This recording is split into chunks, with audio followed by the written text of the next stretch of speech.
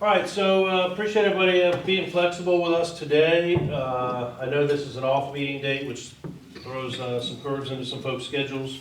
Notice going out during spring break probably didn't help, but we do appreciate y'all being flexible. We feel like we do the best we can, but sometimes there's just, particularly during session, and particularly with one of our guests today, you know, schedules get hectic, and so we're just doing the best we can to continue to bring y'all some great programming. So today, we have two guests with us, going to talk a little bit about economic development efforts from a local level, state, even really internationally speaking.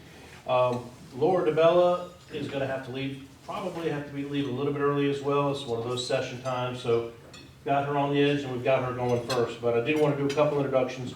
So Laura DiBella serves as the Secretary of Commerce for Florida and the President and CEO of Enterprise Florida. That is the chief economic development agency in the state, charged with retaining and recruiting high-impact industries to all of Florida's 67 counties.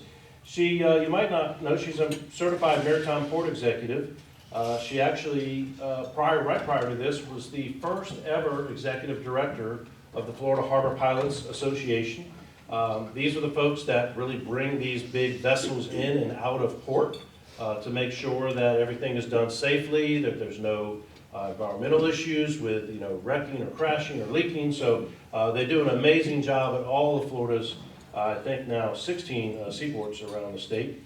Prior to that, she was the executive director of the Nassau County Economic Development Board and also the port director of the Port of Fernandina in that area just over north of Jacksonville. So she's got a ton of experience in this area and she's going to share some of that with you all today. Our other speaker is Beth Cicchetti. Beth is a certified economic developer. She is the owner of Beth Consulting here in Tallahassee with more than 30 years experience in helping communities prepare to attract and grow private sector investment in their communities and then eventually, you know, diversify their economy, thus diversifying Florida's economy as well. Specializes in Florida sites and ready sites and community growth strategies. I've heard there may have been some involvement with the big Amazon thing, so we'll see if that comes up or not. Just a rumor I heard. I don't know. Anyway, she loves the interaction between the private and the public sector coming together to make things happen. That's kind of what gets her going. She's also the executive director of the Florida Economic Development Council, which is sort of, if you will, in short, the association of economic developers in the state, working to help continue to educate those developers. They advocate a lot on behalf of economic development procedures and policies and so forth in those economic development workforce. So the two of them together combined are going to be able to share a ton of knowledge about what the state, what locally, what regionally efforts are being done relative to diversify our economy. And with that, we'll start with Laura DiBella.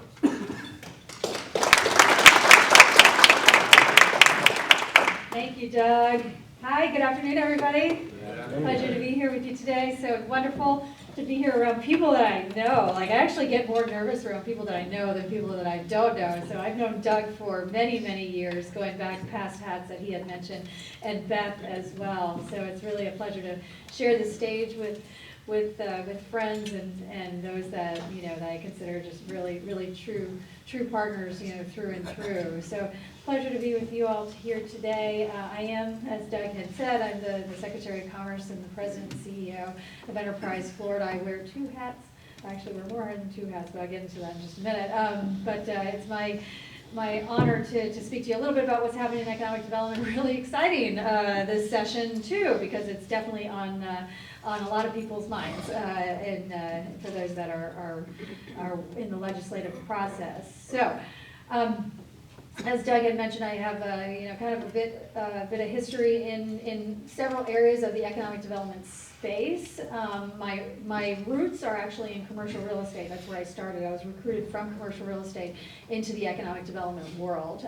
So that I feel like I have a very proprietary lens on how economic development is done in this state, from the corporate standpoint, the land standpoint, the water standpoint, the local standpoint, and now the state standpoint. So it's really an honor and a pleasure to be in my position, especially at this unique snapshot of time when we are seeing just so much activity all over the state in every single industry, just name it. So could not do it without any of these folks' help, and certainly everyone here in this room. And I would not be here today if it is for a few of you in this room as well. So I enjoy hearing some of the history for those that have been involved in this process for so long.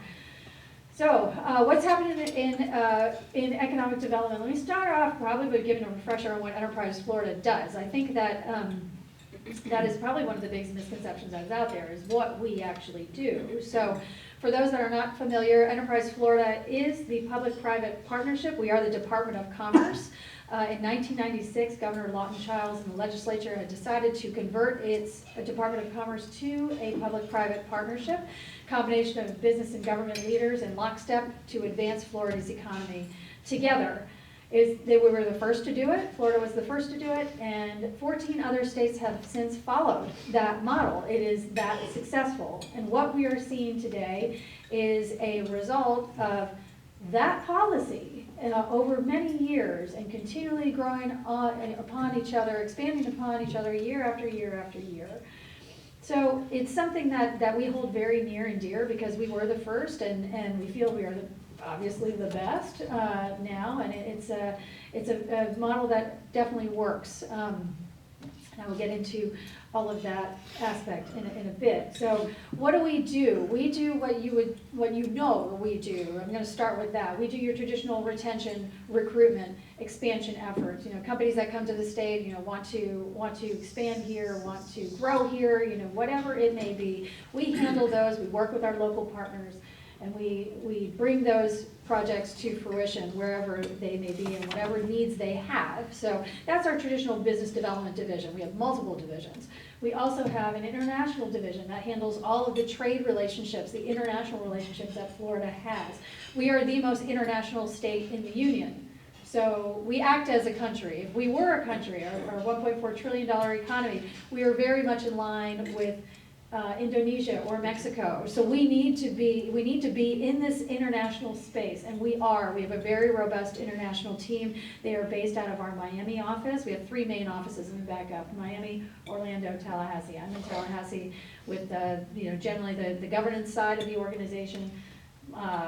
Orlando is our business development and marketing and administration. Miami is our international division. So going back to Miami, so we handle all of those relationships. We help with exports, we provide grants, we do trade missions, we do anything and everything that involves international relationships here in Florida, because we are the gateway to Latin America. Our Latin America presence is growing, in addition to everywhere else in the world for that matter. So we need to keep those relationships strong and ensure that two-way trade is fully operational and continuing to be robust. I just returned from Brazil. In fact, Brazil is our largest trading partner by 4 times our second largest trading partner at $22 billion in two-way trade. And that is in goods and services that we provide. So it's that type of relationship that we need to keep nurturing, and that's what we do. That's a big area of what we do. Another one of our divisions is our defense, military and defense divisions, the Florida Defense Alliance and the Florida Defense Support Task Force. That area is specifically aligned to everything in our military interest here in the state of Florida. We have 22 military installations here. Obviously, we want to protect them. We want to make sure that they are not only supported but intact and have everything that they could possibly need for a variety of reasons. The natural one, obviously being the Homeland Security side, but also when we're talking about separatees from those bases, that's our replenishing workforce. That's our skilled labor. That's what's helping us continue to have that skilled talent that companies are looking for, that are looking to expand here. So obviously we want to make sure that they're being handled correctly and that the federal government is playing nice with them. So that's definitely a growing division, especially with everything that's happening in this world. So we have our eyes on a lot on that division. We also have a small business division that not many people realize. It's a small business minority division, not meant to compete with your small business development centers. It is a liaison to our small business development centers. They're wonderful partners of ours. We supply them with grants. We provide all sorts of services, boot camps, whatever it may be that the small business community may need. People question, why would we do that? Why would Enterprise Florida, that mainly handles the big companies? Well, 99.7% of all business in Florida is small, is considered small. We need to have our finger on the pulse of what's happening in the small business community. We need to understand, and that is the main reason why we have that division in Enterprise Florida, and that too, obviously, is growing. We have our Florida Opportunity Fund, which is my third hat that I wear. So Florida Opportunity Fund is our venture capital arm. That is where we take, this is again another growing area of what we do, where Florida actually takes a position in startup companies that are looking to either locate here in the state or grow here in the state. And we basically become their venture capital partner. We align ourselves with them, grow with them, and then eventually we hope that our business development team will handle, take over at a certain point once they're incubated and then expand further and move into that. Florida is #1 in startup activity. We are way ahead of California, not by a little, by a lot, by hundreds of thousands since 2020. So it is a growing industry. Our tech activity is very, very robust, and that is an area that I see really almost taking over in some ways in terms of what we do in terms of economic development, because our startup activity is so strong in here. 50% of all the conversations I have involve startups now. So my third hat is the president. I'm the president of the Florida Opportunity Fund. And finally, we have the Florida Sports Foundation, which is the funnest part of what we do. So the Florida Sports Foundation is designed to facilitate anything and everything that has to do with sports, both leisure and your traditional athletic type of sporting events. All the way down from your Little League championships to all the way up to the FIFA World Cup. That's all they do. There's an army of people that go out and sell Florida to do your sporting here in Florida, your sporting events here in Florida. They're a huge economic draw when you're talking about, the smaller type of applications like your Little Leagues, like your smaller type of community efforts.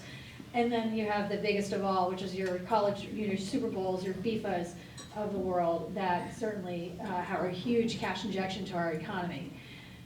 And it's the best marketing you could ever ask for our state. When we have events that are so large that put Florida in such an amazing light, you cannot beat the amount of marketing and the sales efforts that come out of that. So there's a lot of recruitment activity that surrounds that activity, and it's definitely also a growing area.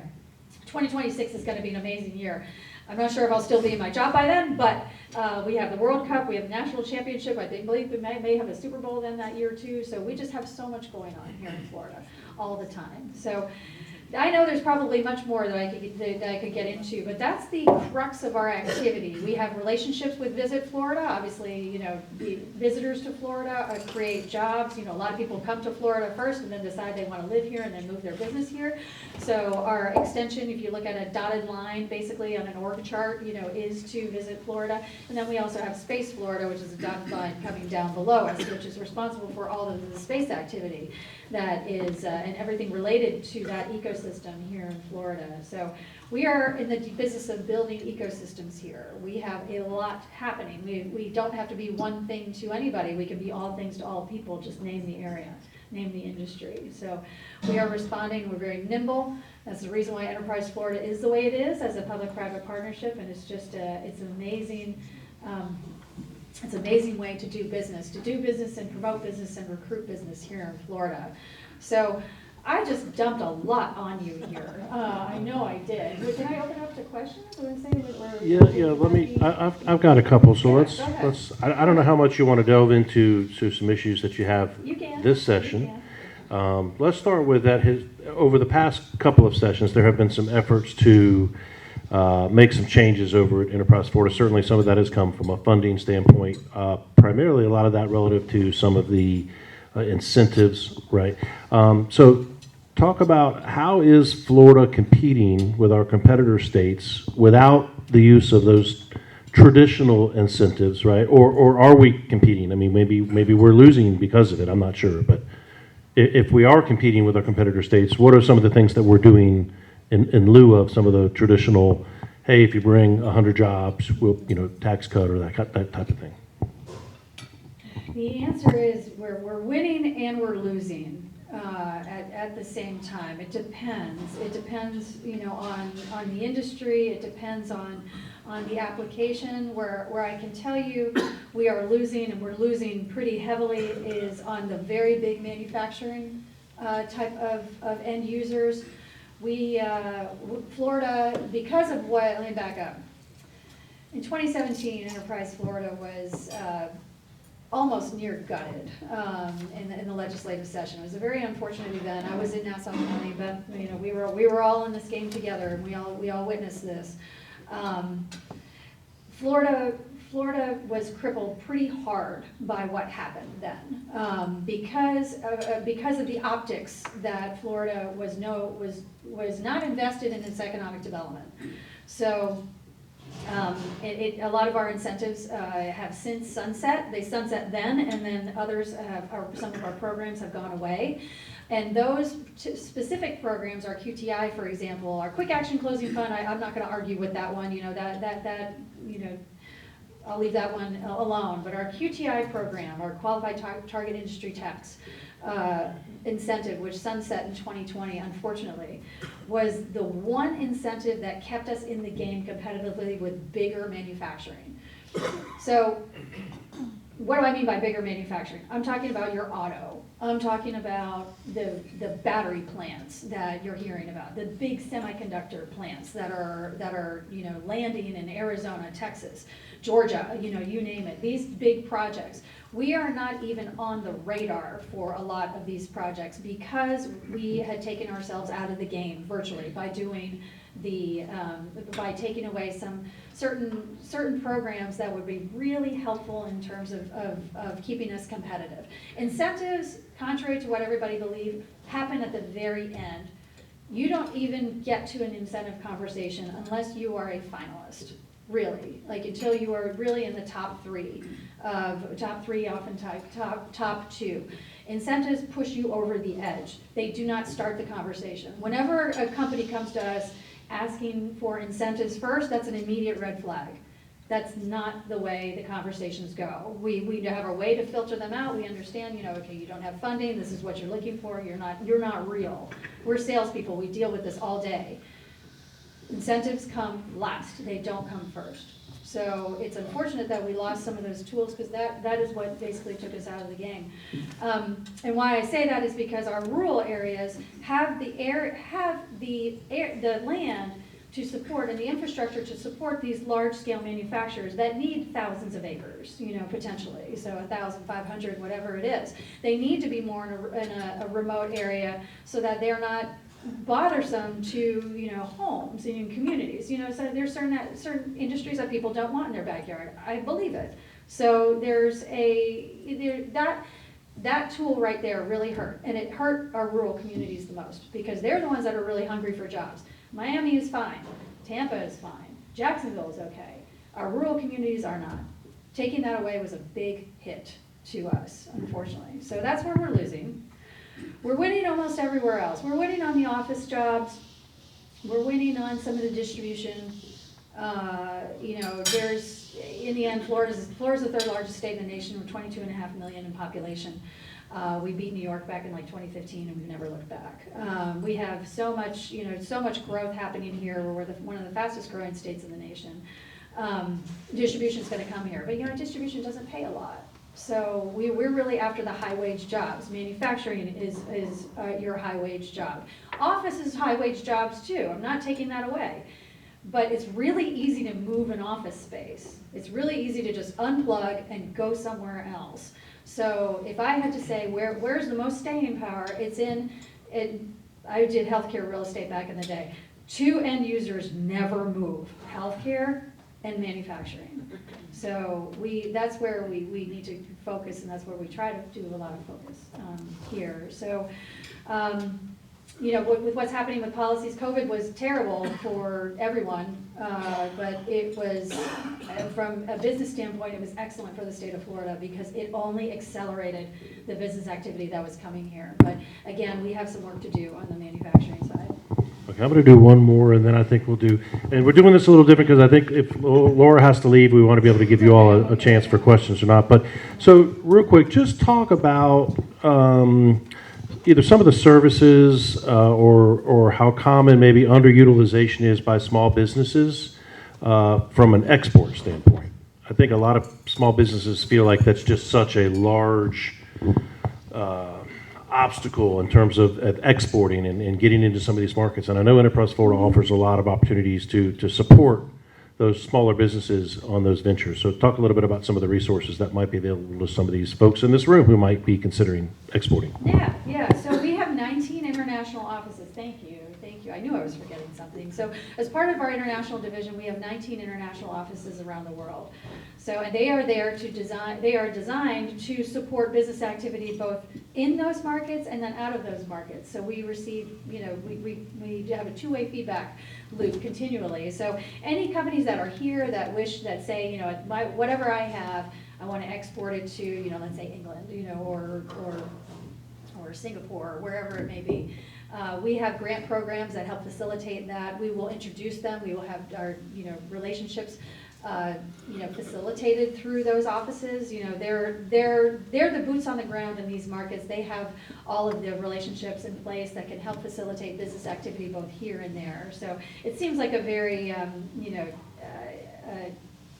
intimidating process, when you want to think about exporting, how do you break into a market? But that's why we have those liaisons there to help facilitate those discussions, to really understand, how you can establish business activity in these regions. So yeah, thank you. That's a wonderful question, Doug. Yeah, it's a great service, and it's something that I think if anybody is considering, they should at least reach out and learn more about some of those services. Would you have a floor question? Yeah, I got a question.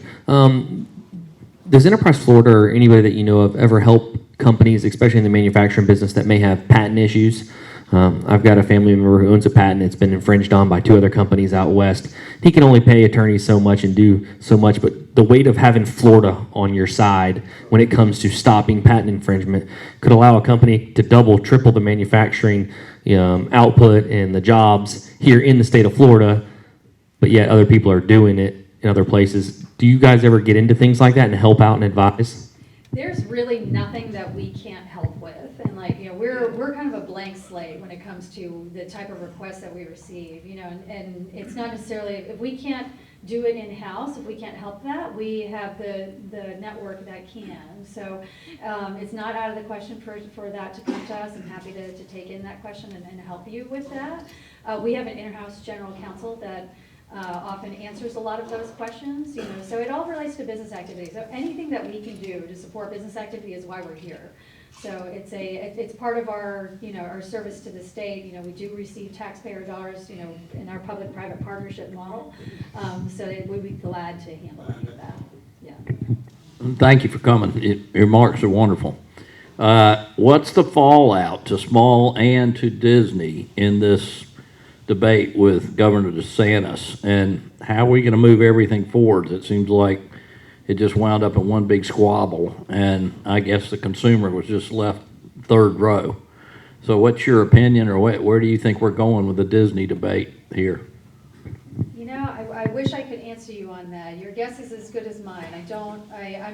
I'm like you, and I'm viewing from the outside. Here, I'm not involved in any of the day-to-day discussions on what's going on there, so it's yet to be seen. I trust that, however, I think things will settle down. They appear to be settling down. So unfortunately, I cannot answer you directly on that because I'm not involved in those discussions. Sorry. Hey, Laura, Brad. So F1's been a new thing in Florida. What have you seen as the impact of that? I mean, obviously, usually a big event like a Super Bowl, we always think of the Visit Florida aspect, but you're talking about Florida teams and businesses that are fully engaging in that sport, in that arena, and obviously racing in Florida has been a huge sport for a long time. How have you seen that kind of move the needle, if you will, from your agency's perspective? F1 is, I almost fell off my chair when I found out how much the tickets were.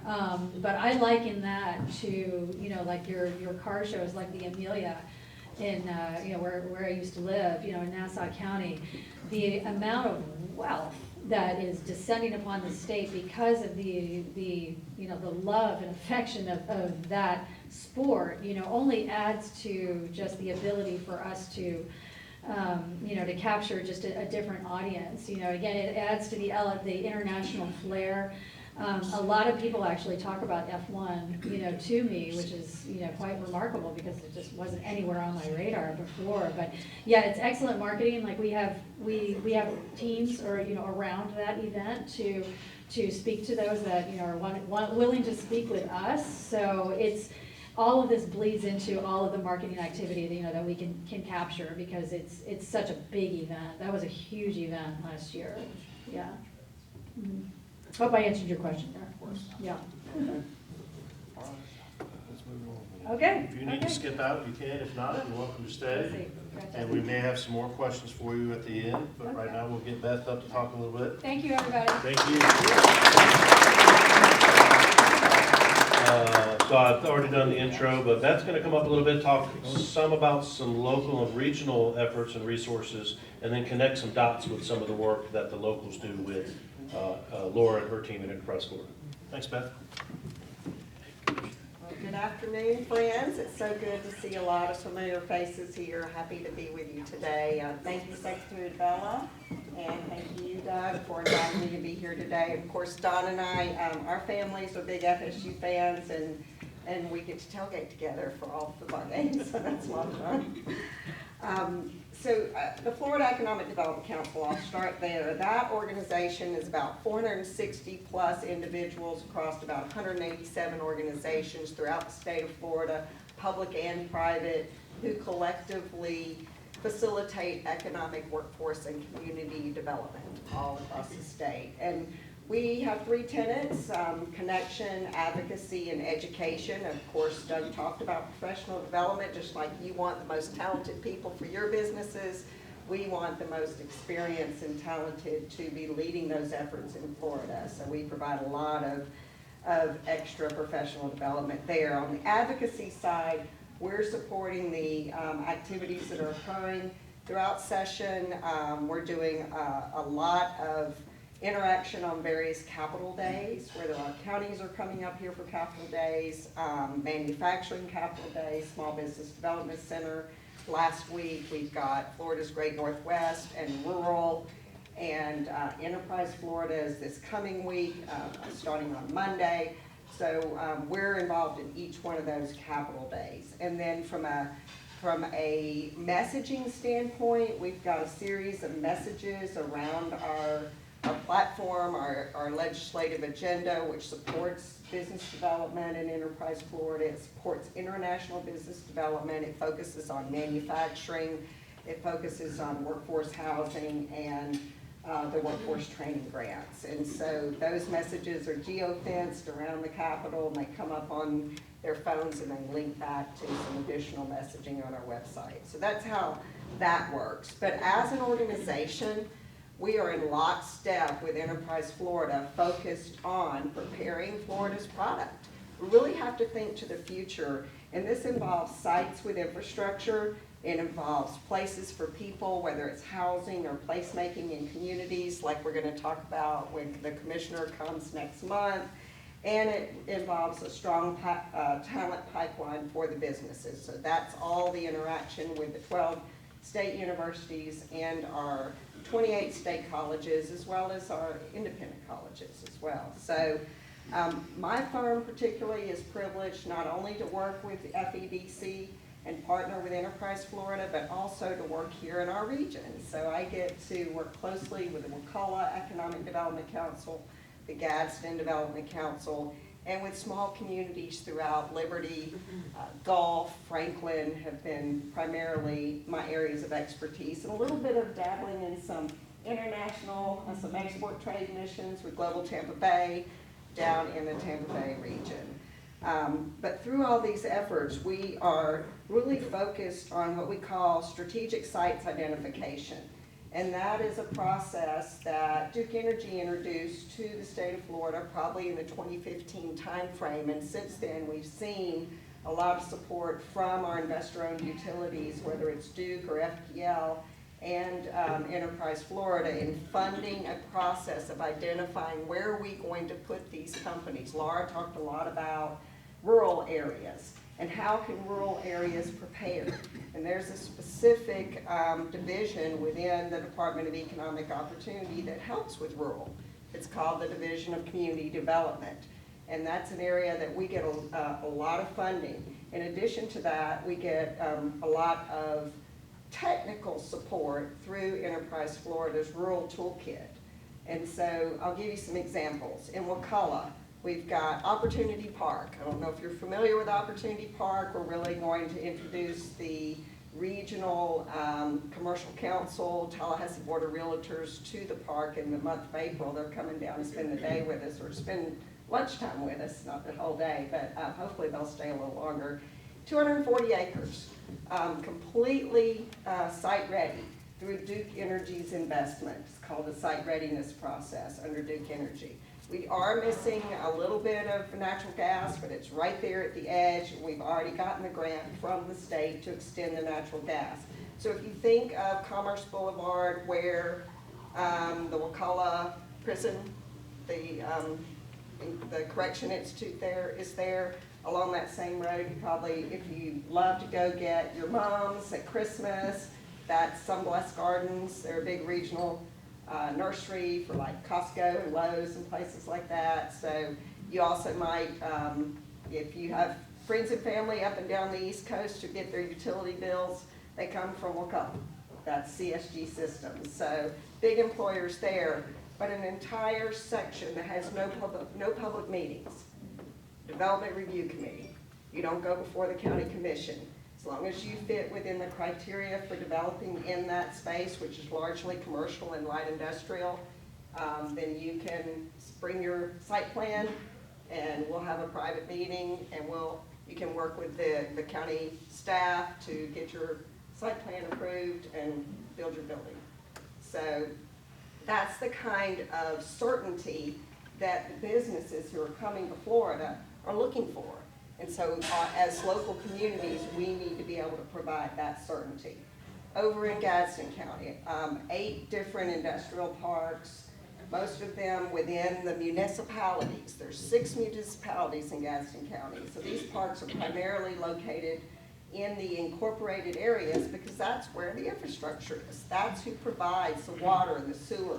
Tarpon Electric is there. In some cases, the city provides that. And in some cases, we have natural gas from the municipalities. In other cases, we don't.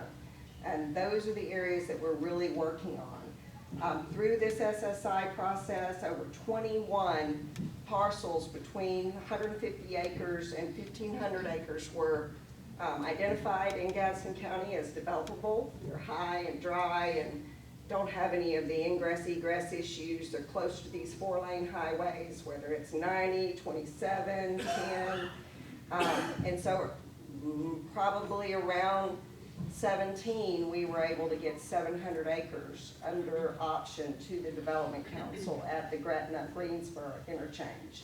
And just recently, we got $3.5 million to build the first 3,700 feet of the roadway and extend the water and the wastewater and the electricity that'll lead into that big mega site. And then that mega site is part of a larger strategic plan with Gadsden, Liberty, Gulf, and Franklin counties. So we're working together with that Apalachicola Northern Railroad that goes down to the port of Port St. Joe to create more industrial opportunities like the Georgia Pacifics that you see there in Liberty County on the rail.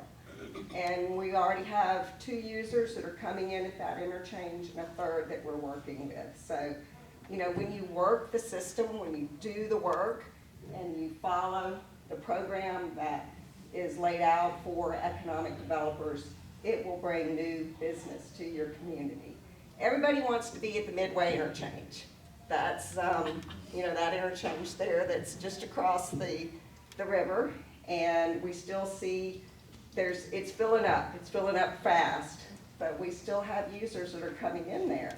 If you look at the major employers that you're familiar with in Gadsden County, the long time, decades long employers, they are being bought but they're staying, right? They're within their industry. Their industry continues to grow, and as it grows, people make investments and they want to stay there. So coastal forest plywood is recently purchased by Boise Cascade. That brought new users to the community. That brought Ponce over to Gadsden County. And then Telgen EMS has been acquired by Prime EMS. They continue to grow. You've got Alta Equipment, which is going in right next to Ring Power. They're a competitor. They all want to be right there together, right? So not only do you have Caterpillar, now you've got the Volvo version of that same equipment. Nature Naws is a pet treat manufacturer that went out in between Quincy and Gretna. And then we also have Clariant, who purchased BASF, so that's your Attapulgite mining. Now that industry will go away eventually, right? I don't know how much of the Attapulgite clay is left in the ground, but they'll dig it up and process it all eventually, and it will go away. But there's plenty of investment out there, and that's why they want it to be in the area. So moving on to the Quincy interchange. And in Havana, you're seeing a lot of interest in parcels, and so if they're in the unincorporated area, they're beginning to annex into the cities. So we're helping them with that annexation process, and then to get the grant. So I think I filed last week about $6 million in grants through the Rural Infrastructure Fund on behalf of 4 different cities within Gadsden County, and this will extend that water and wastewater infrastructure to serve these businesses that are trying to locate on 27, on 90, on 267, and then over on Highway 12, serving the Gretna area. So there's a lot of growth. It's happening at those interstate interchanges. We've been marketing them heavily, and you're going to see the same thing, I think, out of the Wakulla area. What's unique about Wakulla is it's part of the Triumph Gulf Coast. So we talked about losing an incentive that was very important to all of us, which was QTI. There's these counties between Tallahassee and Pensacola, especially those 8 disproportionately affected counties on the Gulf Coast, which have a lot of rural land related to them up on the I-10 corridor, and those counties can get incentive dollars through Triumph Gulf Coast. So they're still very competitive, especially being in North Florida, where they have to compete with Alabama and Georgia right across the border. And then the other thing is through support from Enterprise Florida, Wakulla has become a partner with Florida's Great Northwest. So that gives them that added intelligence of where the companies are coming from and why they want to be in Florida, and specifically why do they want to be in Northwest Florida, so that opportunity part can be more competitive. But that's kind of what's going on around you. As far as the Amazon question, it really is about relationships. Economic development is about relationships. And when they were ready to find a place in Tallahassee, they knew somebody who worked in economic development, and they placed a phone call. And that's really all it is. So, thank you. Great, thanks, Beth. I appreciate it. We've got Will floating around with the microphone, so if anybody has any questions for Beth or Laura, let Will know and he'll get to you. Beth, so talk about, that was all a pretty positive, right? I would think most, and there's a lot of growth, but talk about some of maybe our obstacles, either locally or regionally. Is it, I'm sure very similar to a lot of other communities, workforce housing, workforce, right, issues? What are some of the obstacles, and then if there's anything being done to address those, either locally or regionally or statewide, then share that with us as well. So I would say probably as an MSA, one of our largest challenges is collaboration across the MSA. Jefferson County is part of the Tallahassee MSA. They do business with everybody to the east of them. That's their comfort zone. Their regional economic development organization, out of choice, is the North Florida Economic Development Partnership, which is really actually a great place for them to be, and I support them in that, and it's an excellent organization. The rural counties that I spoke about, our regional economic development organization is west of us. It's called Opportunity Florida. There's 10 rural counties. We work together day in, day out, weekly, on how to grow Florida. The MSA of itself doesn't really work together as much as we could, but we all know each other and we do keep up. The one call that I'm a part of right now, which I value very much because I didn't talk about the airport, is the Capital Regional Transportation Planning Agency. That's our MPO here. And it does serve all of us, and we are all very engaged in a freight study right now, which I think is really going to open the door and create a lot more conversation about how we can work together as an MSA. And David Pollard and I are good friends, and we had a great conversation yesterday. It's being staffed by RS&H, so I think it's going to be a quality product. And we're going to talk more about the future foreign trade zone for this area. So that's going to really help from a manufacturing standpoint, even if we don't have the big incentives that could be a deal maker on the back end, as Laura said. Having a foreign trade zone, we're the only black hole in the state that doesn't connect all the rest of the foreign trade zones. That's going to be important from a cost saving standpoint for manufacturers in this area. Awesome. All right. Okay, we got a question from Will. Yes.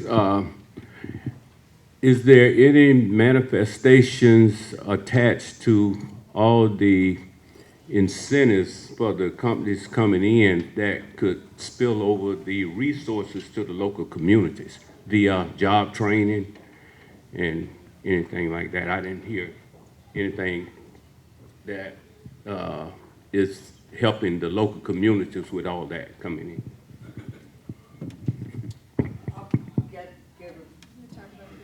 Yeah, so Career Source Capital Region is our regional workforce board, and through the recent changes to the footprints of the regional workforce boards, Jefferson County has been proposed to obviously become part of our region because of the MSA. That is an entity that provides a lot of free services to local businesses in helping to grow your workforce talent. And they provide scholarships and free tuition to the career seekers who want to go to TCC or Gadsden Tech or Lively, any of those places too. So yes, there's quite a bit. But every time a company locates in our market, one of the most recent was Hoover Treated Wood Products that came from Georgia and invested in Florida. One of the last companies to receive a QTI grant, one of the highest ranked performing QTI grants in the state because of their meeting their job creation, meeting their wages, and that was all hiring from within the region. And then the economic impact, multiplier effect for manufacturing is huge. And that's why that's an area that we really want to focus on. And manufacturing, as you know, is extremely clean. And it impacts all industry sectors, whether it's professional services, financial, healthcare, everything benefits when you can bring those types of employers, large or small. This one's 25 employees, but the economic impact was over $5.5 million to the region and a payroll of close to $2 million.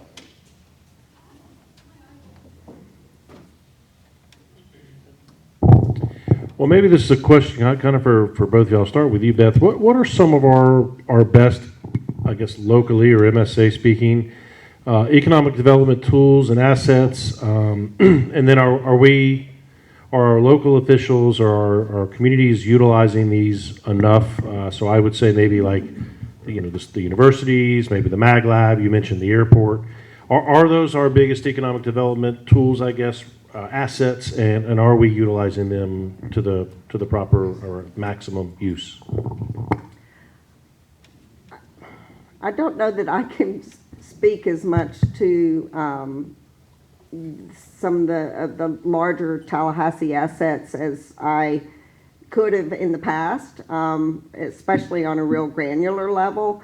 But I would just say that regionally, we need to be able to look, and that's why I'm very focused. As Laura said, she came from a commercial real estate background. I came from an engineering background, so I love the site development process.